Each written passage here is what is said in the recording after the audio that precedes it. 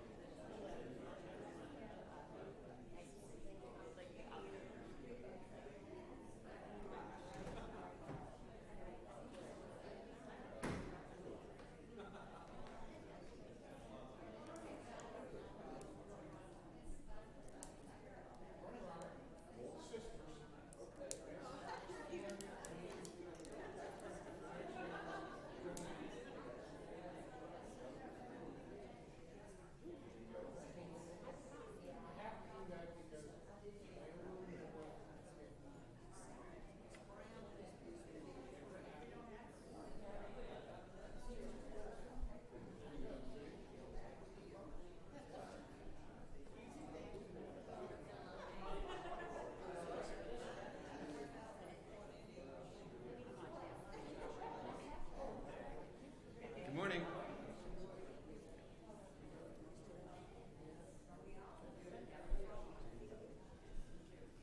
If you'll please open your Bibles to Proverbs chapter 25.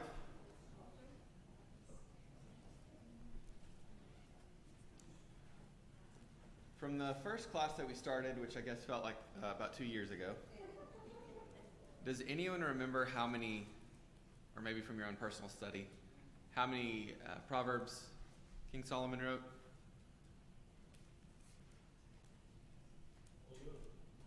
What's that? About 3,000. And he wrote a little over 1,000 songs in addition to the Proverbs. And the Proverbs that we have recorded from him number less than 1,000. So the ones that we have written in the book of Proverbs, less than 1,000.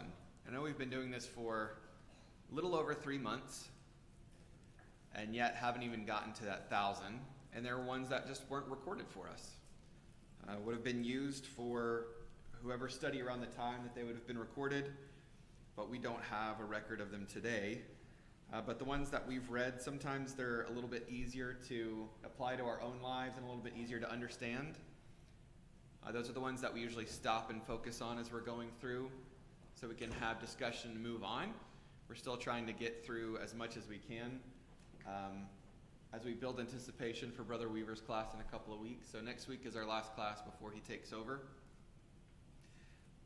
And we begin our next study. But we're gonna, I believe we really will be able to get through at least chapter 28 today. We'll see. High hopes. These also are Proverbs of Solomon, which the men of Hezekiah, king of Judah, transcribed. I think that's just interesting that we get this transition here at the beginning of this section of Proverbs, because you actually start to see a difference in how the Proverbs are presented. There's a little bit change in tone. People went through and added these little titles along the way. That there was a section called Precepts and Warnings. There was a section called Instruction of Wisdom. There's one that Similitudes and Instructions. And as you're going through, and we finished up chapter 24 last week, and then we move into this, what we call a chapter, but this section of Proverbs, we get this transition that these are also Proverbs. And it's a reminder that even though this is going to sound a little bit different than what you've been reading, these are still Proverbs of Solomon. Verse 2, it is the glory of God to conceal a matter, but the glory of kings is to search out a matter. As the heavens for height and the earth for depth, so the heart of kings is unsearchable. Take away the impurities from the silver, and there comes out a vessel for the smith. Take away the wicked before the king, and his throne will be established for righteousness. This is one that's kind of easy for us to discern here, that if you're making something out of silver, if you're forming something out of silver, one of the things you have to do is to refine it, to get the impurities out of that silver. And then once you've done that, you can create something beautiful, and you can create something near perfect. And it's the same thing that if you take away the wicked from before the king, from around the king, if you take away the people who can influence you to do bad things, then you yourself will be inclined to righteousness, more inclined to righteousness. It's going to be easier to be a good person when you're not surrounding yourself with people who are not good people.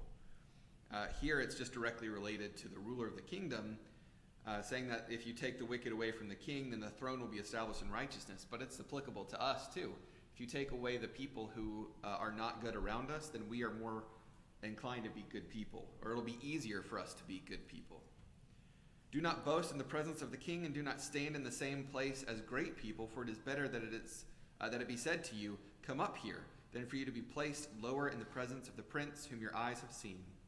Do not go out hastily to argue your case, otherwise what will you do in the end when your neighbor humiliates you? Argue your case with your neighbor, and do not reveal the secret of another, or one who hears it will put you to shame, and the evil report about you will not pass away. Like apples of gold and settings of silver is a word spoken at the proper time. Like an earring of gold and jewelry, like an earring of gold and a jewelry piece of fine gold is a wise person who offers rebukes to a listening ear. Like the cold of snow in the time of harvest is a faithful messenger to those who send him, for he refreshes the soul of his masters. Like clouds and wind without rain is a person who boasts of his gifts falsely. Through patience a ruler may be persuaded, and a gentle tongue breaks bone. Have you found honey? Eat only what you need, so that you do not have it in excess and vomit it. Gross, but it just speaks to moderation. And when you find honey, it's sweet, and it's something that you can enjoy, but you should only take what you need from it so it doesn't make you sick. Excess can make us sick, and so it's just a warning about moderation and how important that can be for us and the things that we find sweet in this life. There's nothing wrong with honey. It's important to kind of dig deep into the language that's used. It's not talking about something that's bad for us, and only take in moderation something that's bad for you. Honey's good for you, but too much of it can make you sick. And so, of the things that are still good for us in this life, to moderate what we're taking in. What's something that can be good for us, but not necessarily too much of it will make you sick. but too much can be tempting. And I'll give you a hint, it rhymes with honey. Yeah, that's kind of elementary, but sure. Being careful with this honey will keep us from being sick, and being careful with our money too. The more money we get, the more likely we are to want to spend it. It's not always the case, and it's not for everybody. Same thing with honey. I'm sure that our tolerance for honey is different depending on who we are and what our body makeup is, and how quick it is to make someone sick for it to make someone else sick. But it's the same thing for money. It's more tempting for some people to use it for things they shouldn't, and to make their soul sick, versus other people who are great with managing it, and the more money they get, they might use more of it for God's work. But just to be careful with what we have and to moderate how we're using the goodness that is given to us. Let your foot rarely be in your neighbor's house, or he will become weary of you and hate you. Like a club, a sword, and a sharp arrow is a person who gives false testimony against his neighbor.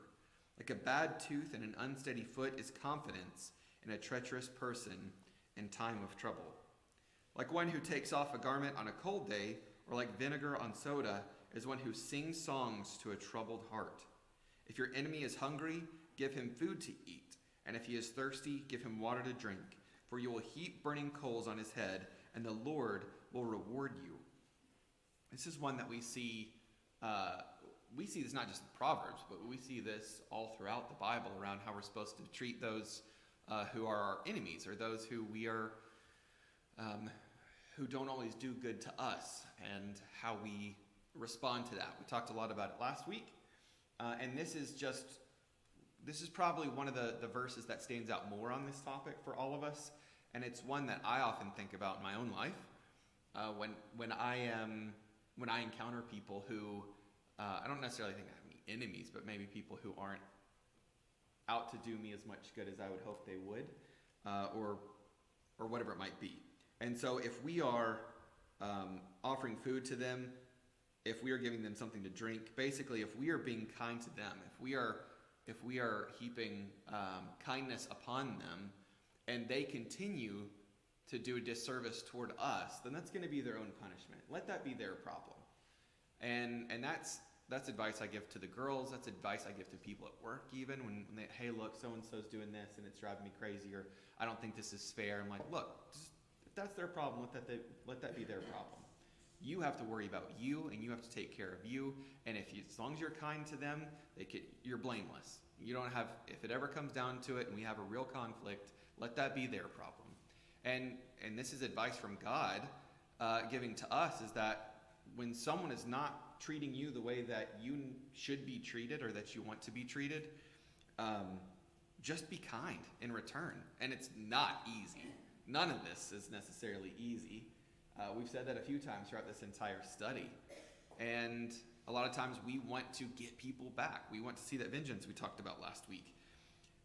But instead, if we're kind to them, then God is going to take care of it. And he'll reward you. And he's not looking to reward you just because you're hoping for him to take vengeance on that person. Why would the Lord reward you in this situation? For doing the right thing, which is ultimately, and this is like this big generalization here. What is the right thing? I mean, if we're talking about what is right and what is wrong, that means there's a standard, and the standard is set by whom? By God.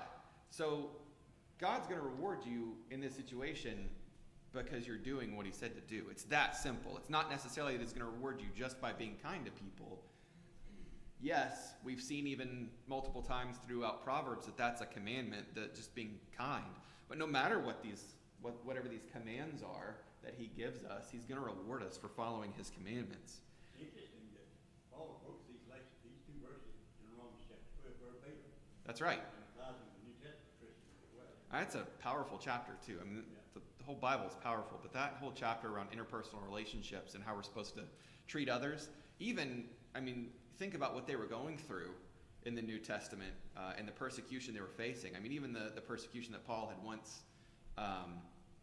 had performed on other Christians, knowing the type of not just not just the attention, the bad attention that can be brought to someone, but the physical pain or death that could be brought to people. And Paul is encouraging Christians, just as whether it's the Christians of the day then, Christians of today who are reading these words,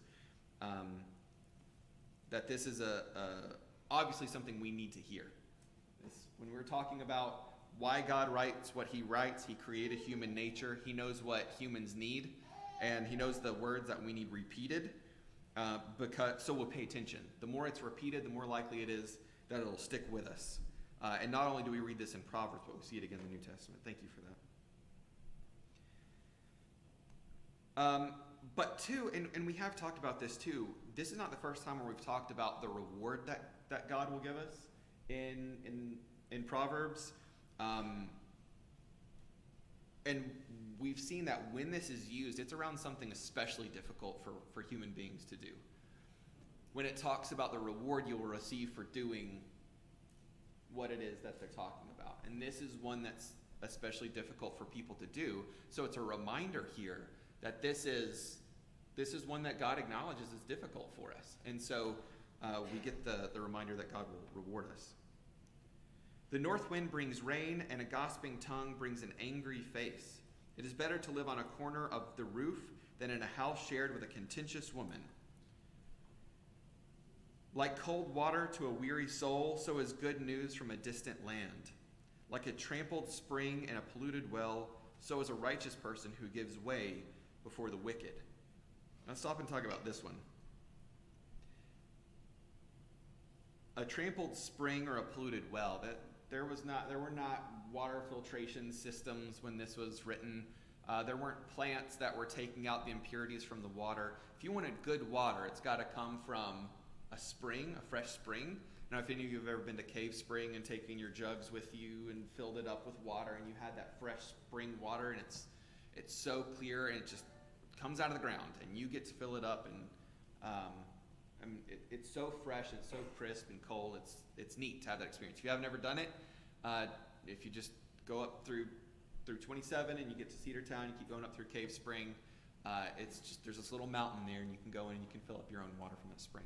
Or maybe somewhere else you've done that before also. It's just very crisp, clear water. It's really refreshing. The same thing if any of you are on well water and you have a good well that hasn't been contaminated by anything, and you get that well water. It's just something different about that compared to the water that you're getting out of your refrigerator or your Brita filter or whatever it is. And but if any of you ever have you think, oh, I'm out camping and I'm going to go drink water out of the stream, and you drink it and you're like, wow, that's disgusting. This must not be a clear spring. Something must be feeding into this spring, or I don't know where the animals are, upstream, downstream, whatever. Or the same thing if you've ever had a well that has been contaminated. If there's been a hole at some point in that well in the side wall, and something gets into that well and you drink it, it's disgusting. Disgusting water. And so there's this really pure, fresh thing.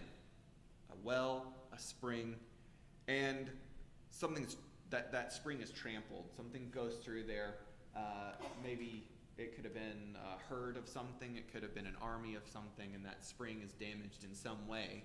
That creates that fresh, pure thing to be contaminated. The same thing with the well. So as a righteous person who gives way before the wicked. And so you have this pure, fresh thing, this soul that is righteous, that's considered righteous. This person who has lived their life trying to be a good person and succeeding in their efforts. And then they give way before the wicked. Those people that we're warned about multiple times throughout Proverbs, the people who are saying stay away from them. You lie down with dogs, you get up with fleas. The Proverbs that we see over and over again about how we're supposed to stay away from the path of the wicked.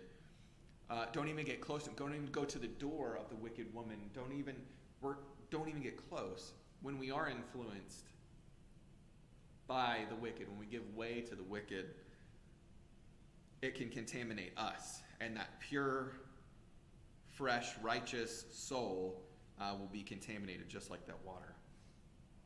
It is not good to eat much honey, nor is it glory to search out one's own glory. Like a city that is broken into and without walls, so is a person who has no self-control over his spirit. We're going to see this concept of glory and pride a little bit more in the following chapters.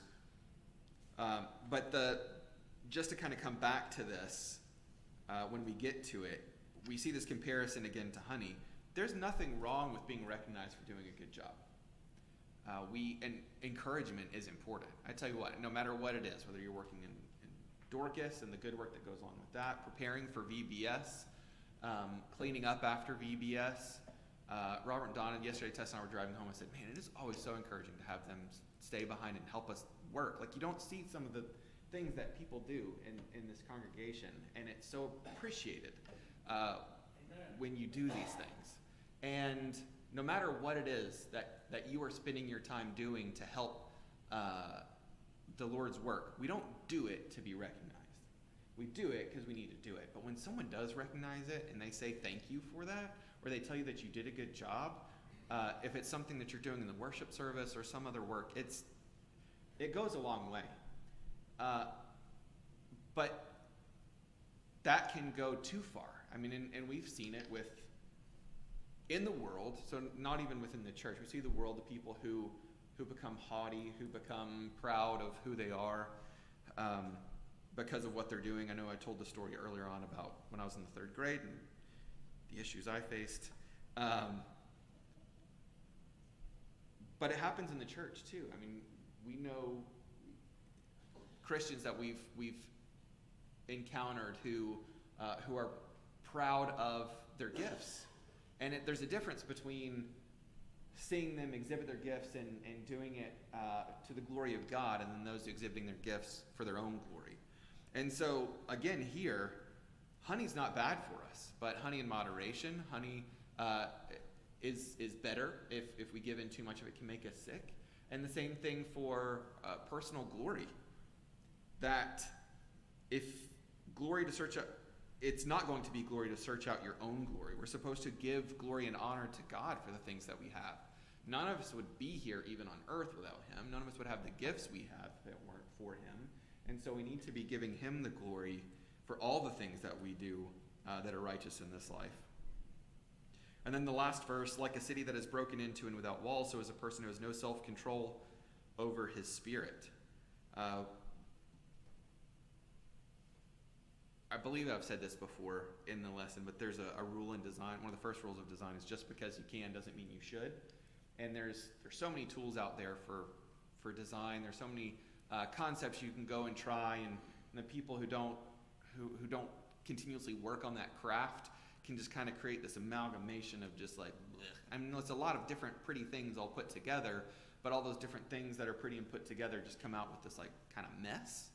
And so part of it is like honing taste, honing the direction of what you do, and a lot of times taking things away from design. And so whenever I'm working with my team or I'm even working on some of my own work, and I have to remind myself just because you can doesn't mean you should. But that's life. There are so many possibilities of what we can do, but it's an exercise in what we should do. And what we should do is what God says, what is right to do. And we have to tame our spirit. It's that discernment. It's that, much like with design, it's a matter of honing your taste. With life, it's a matter of honing your spirit, your will, what you are willing to do even when no one else is around. It's the identity piece. I mean, we keep coming back to that week after week, but it is taming or honing your identity. So who you are even when others aren't around. All right, next chapter, chapter 26. Like snow in summer and like rain in harvest, so honor is not fitting for a fool. This is a cool thing here that we see. This just, snow in summer is very unlikely. Rain and harvest, these contrasts that are painted here, we see that honor is not going to be something that is granted to fools. Sometimes it is. I mean, you just think about the life we lead and the people who receive honor in this life from a worldly perspective. We see fools honored, but it's not the honor that people give. It's the honor that God gives. God is not going to honor a fool. And when it comes to God honoring people, the reward that he has to offer is eternal life in heaven with him and his saints. And so that is not going to be an honor that fools will receive. Like a sparrow in its fitting, like a swallow in its flying, so a curse without cause does not come to rest. A whip is for the horse, a bridle for the donkey, and a rod for the back of fools. Do not answer a fool according to his foolishness, or you will also be like him. Don't stoop to the level of fools. If someone's acting foolish, don't respond and act foolish to them. If someone's doing something dumb, don't be dumb back. And a lot of times it's with what we say. It's not. There may be examples of what people do, and I know I shared an example of the girls and coming back from Huntsville last weekend and the kind of back and forth thing. I mean, it can be a physical thing too, but it's a lot of times in what people say. Well, they acted that way to me, so I'm gonna act that way to them. If that person is acting that way towards you and their actions are foolish, don't respond, because as we see here at the end of verse 4, or you'll be like that person. And obviously you don't like what they're doing, otherwise you wouldn't feel like you need to do it back to them. And so instead of giving them a taste of their own medicine, give them a taste of how they're supposed to act. Be kind back. What's that? A different medicine. That's right. Bless you. Answer a fool as his foolishness deserves, so that he will not be wise in his own eyes. Now, let's just talk about this for a second. Because what a fool deserves is not always up to us, what they deserve. Because if you were to read this out of context, if you were to not read it with the verse before it, it would read totally different. Because if you see, answer a fool as his foolishness deserves, so that he'll not be wise in his own eyes, you're like, okay, well, I need to bring that person down a notch. That person needs to be humbled, and it is my job to humble them. And I'm going to do it in a way that, I mean, if you stop, and then however you fill that sentence in, could end up going against what the verse is right before it. And so that's why it's important not just to focus on one verse. And in this case, not even just two verses, but an entire chapter of the Bible. So much of this is be wise, be wise, be wise, be wise, be wise. And then you get a verse like this, and you're like, yeah, I'm going to give that person what they deserve, all right, and knock them down a little bit. But we have to do it with wisdom. We have to take into account what God expects in this situation. And is there a way to do it to offer a rebuke? And we have. Maybe before next week, I go through and count how many times, or I don't know, maybe someone's already done it, I can Google it, how many times we see that we are supposed to offer and accept a rebuke from those who are wiser than we are, if we're receiving it, or if we ourselves are in a position where we are exercising our wisdom to offer a rebuke to those who need it. That's how we answer a fool in their foolishness in a way that they deserve, is to give them the information they need in order to get them back on track. They're off the standard. Let's get them back on the standard. There's a way to do it lovingly, and so that they won't be wise in their own eyes. They won't feel like they're doing the right thing when they're not doing the right thing. We read that in the way we want to read that a lot of times. We're not reading it in the way, a better way to say it, reading the way that we can, not the way that we should. And so just stopping and discerning these verses as we go through helps us better understand what we're supposed to be doing.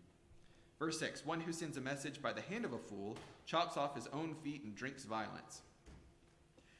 Has anyone ever seen the movie Little Rascals? Not the show. Okay. So there's this scene in this movie, and my girls, there was a time where that was the only movie we watched in our house. I mean, it was on repeat. And they would watch it multiple times in one day, and occasionally they remember how much they like it, and they want to go and watch it. And it's such a funny movie. But there's this part where Alfalfa is he writes a love letter to Darla, but he's not allowed to be doing this. His friends are not allowing him to do it. And so he's like, well, I'm sending it with Buckwheat and, what's his name? No, not Spanky. The other one. The one that Buckwheat hangs out with. And they can't read. They're 4. And so they're like, well, what does this say? And he tells them what it says, but it's like really hateful. He's like, you're the scum between my toes, you make me sick.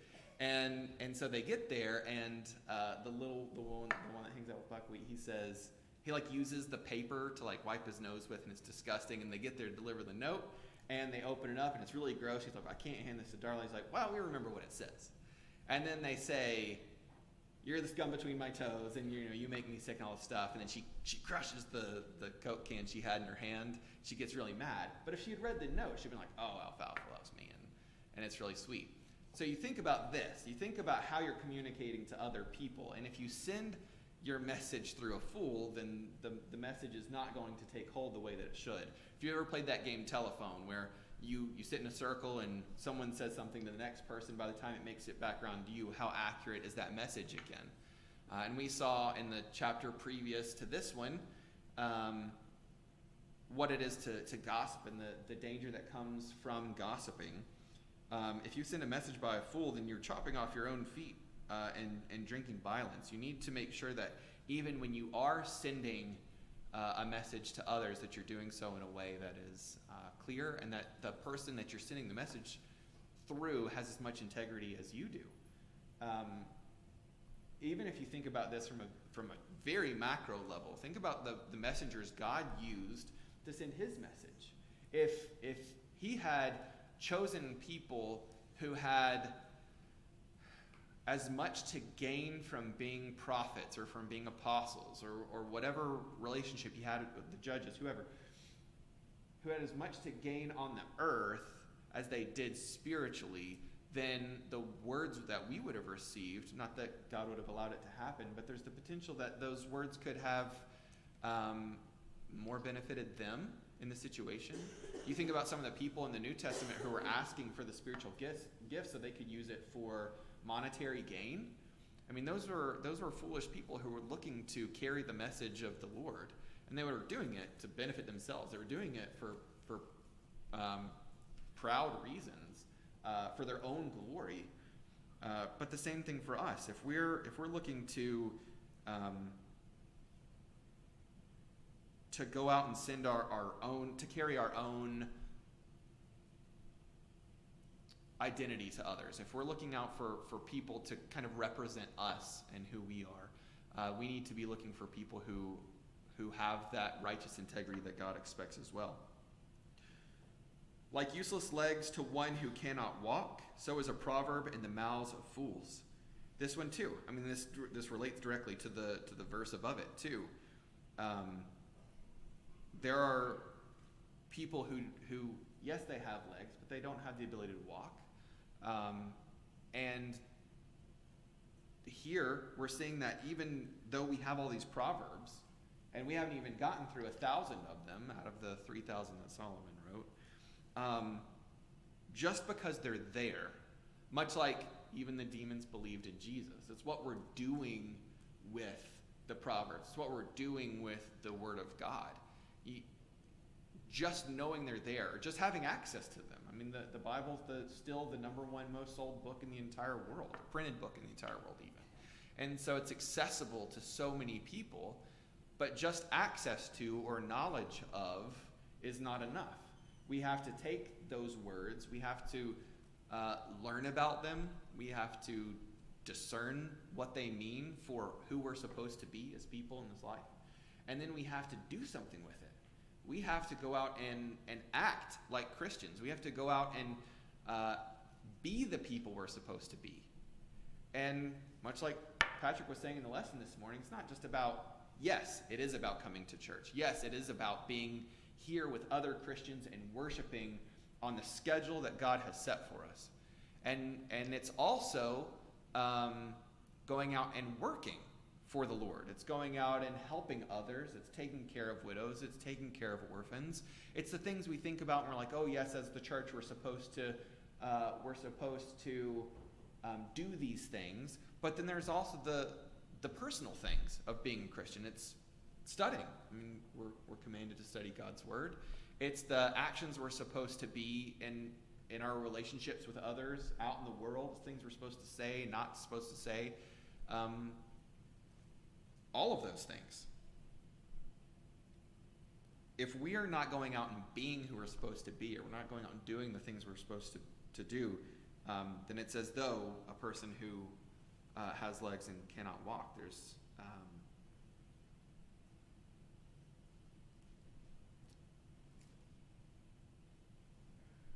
I'm not trying to, and these are God's words, and so it's I don't want to disparage the person who's in that situation, the person who physically has legs and cannot walk. So it sounds almost I don't know the right word I'm looking for. Yeah, insensitive. Yeah, but it's wasted. This is and I want to focus more on the fool versus the person that we're comparing them to. But the words of God are wasted on the fools, and we all have the capacity to be foolish or wise, and we are given the instructions on how to be wise, and it's what we do with those instructions. It's how, and even once we receive those instructions, it's whether we are ready to hear from others when they are looking to help us and to offer that rebuke, whether we are able to stay wise, or whether we would end up being polluted like the well or like the spring. First, we have to know what the standard is, what the Proverbs are, and that's by reading and studying, and then it's how we apply that to our lives. Like one who binds a stone in a sling, so is one who gives honor to a fool. Like a thorn that sticks in the hand of a heavy drinker, so is a proverb in the mouths of fools. Like an archer who wounds everyone, so is one who hires a fool or hires those who pass by. Like a dog that returns to its vomit, so is a fool who repeats his foolishness. I've got a really good analogy, but I'm not going to share it. But since my parents are here, I will just say that I had a dog with this problem.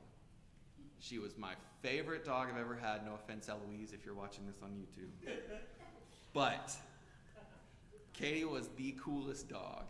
And, but man, she had this problem. And so I remember studying this for the first time when I was, I had Katie when I was in the 6th grade, and for a couple of years. And I remember reading this, and I'm sure I had even studied it in Bible class when I was younger than that. But I remember the first time I read this and it made sense. And always, no matter when I read this, I always think about how mad they would get. And when, I was probably told to go clean up, but they probably cleaned up a lot more than I did. Katie probably cleaned up more than any of us. But it's disgusting. And you know what? God knew it's disgusting. Just the fact that we don't even want to talk about it too much, or that we're like, okay, we get it, Jonathan, move on, let's talk about something else. God paints this picture of something we don't want to do, and we don't even want to think about. We do not want to think about this mental image, and I won't even read it again. And because of that, he's saying that's how gross this is to me. A person being foolish, returning to their foolishness, is as disgusting to me as this image of this dog doing this is to you.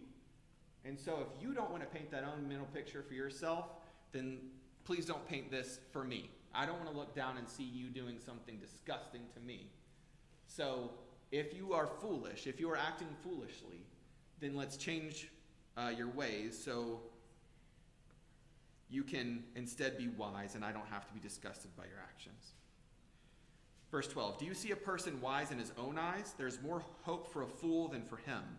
A lazy one says, there is a lion on the road. A lion is in the public square. As the door turns on its hinges, so does a lazy one on his bed. A lazy one buries his hand in the dish. He is weary of bringing it to his own mouth again. A lazy one is wiser in his own eyes than 7 people who can give a discreet answer. Like one who takes a dog by the ears, so is one who passes by and meddles with strife not belonging to him. Lots of dog analogies.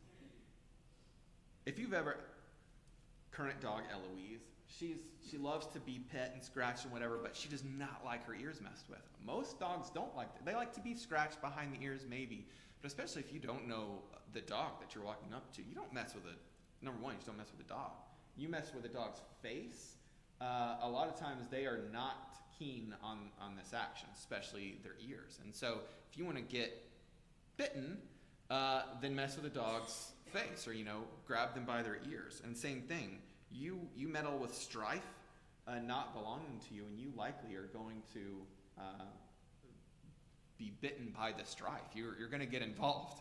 You find someone who's going through strife, be ready for what that could entail. And it doesn't mean that don't help, don't find a way to help, because as Christians we are supposed to help people even in their strife. But when we get involved in a way that isn't helping, then we're likely to experience the negative side of what that experience is like. Papa?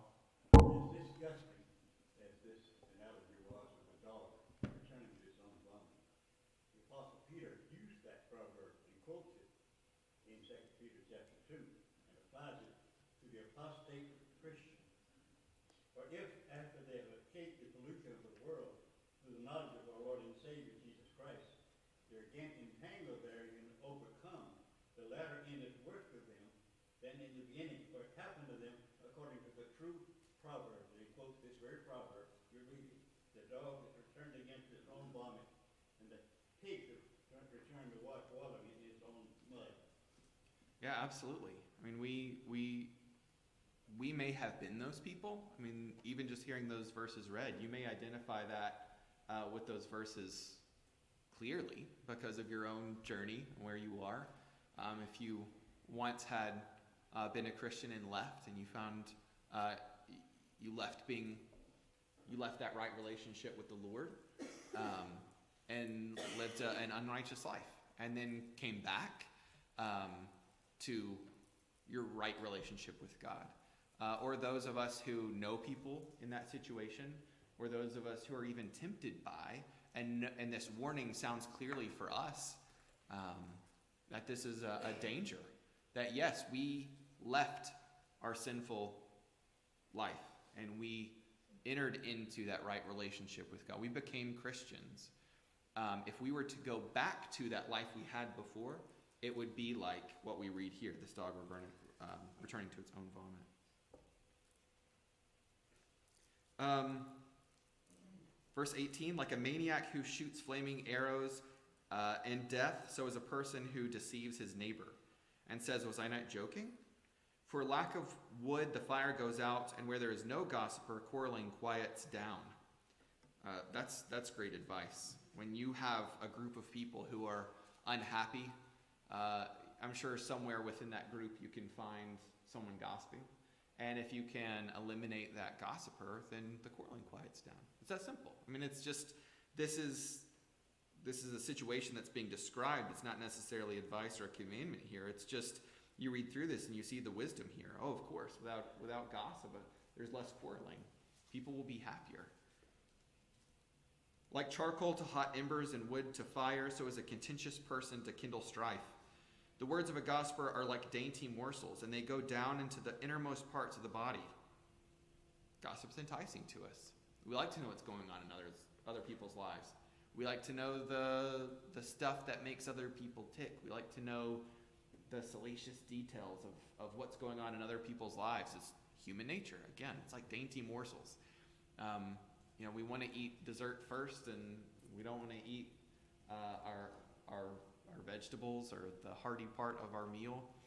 And it's the same thing, that there are these things that are not necessarily for us, and we need to be focused on the wholesome part of conversation we can have, the hearty part of talking to others, the things that lift each other up and not the things that break each other down. Dessert is delicious, but too much of it does not make us healthy people. And the same thing with gossip. It's not even too much of it. It's not good for us. It's not good for us as people to take in gossip. 23, like an earthenware vessel overlaid with silver impurities, are burning lips and a wicked heart. Like an earthenware vessel overlaid with silver, with impurities, it's just basically saying you may go to the market and you say, oh, would you like this silver vase? Isn't it beautiful? And yeah, absolutely, I love it. And you take it home and it's on display in the house, and one day, I need to go sell this. I don't have enough money. I'm going to take it back to the market, or I'm going to have this appraised or whatever. And they say, oh, it's actually just clay. And someone took the worst part of the silver. I went through and I purified my silver, and everything that was left over, the gunk, I used it and I just covered the outside. And so on the outside it looks beautiful, but it's actually worthless. That's the same thing with the burning lips and the wicked heart. Someone may be out there to do good, and they look like and sound like a righteous person, but inside, what they have to offer is worthless. What is of worth comes from God, and that is which is worthless is obviously here wicked. So what is against God? I didn't even get through 26 when I was 28. But anyway, one more class next week, and then we'll be fortunate to hear Mike's class the following week. Thank you all.